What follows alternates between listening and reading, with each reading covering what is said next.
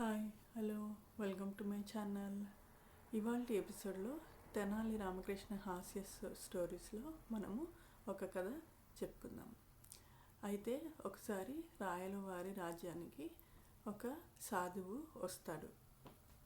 అతను చాలా గొప్ప మహిమలున్న సాధువు అని అందరికీ నోటబడుతుందన్నమాట. అప్పుడు తెనాలి రామకృష్ణ ఇది నిజమైన అని కనుక్కోవడానికి మారువేషంలో వెళ్తాడనమాట. వెళ్ళి అతని శిష్యుడిగా జాయిన్ అవుతాడు.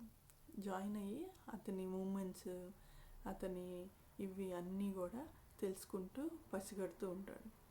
అయితే ఒకరోజు ఏం చేస్తాడంటే ఆయన గడ్డంలోంచి ఒక వెంట్రుకని లాగి తీసి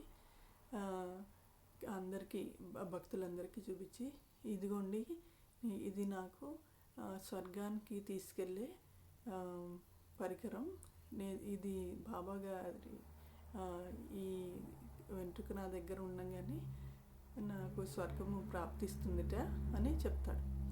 అప్పుడు భక్తులందరూ మూర్ఖులు కదా, వాళ్ళు బాబా దగ్గరికి వెళ్ళి ఆయన వెంట్రుక పీకటానికి అందరూ ఆయన మీదకి ఎగబడతాడన్నమాట. అయితే ఈ సాధువు తుర్రుమని పారిపోతాడు. అయితే మోరల్ ఆఫ్ ది స్టోరీ ఏంటంటే, కపటంతో ప్రజలని మోసం చేయాలనే ఉద్దేశం ఉన్న వాళ్ళు ఎప్పటికైనా పట్టుబడతారనమాట. అదే సాధు సంతులు ఎంతో గొప్ప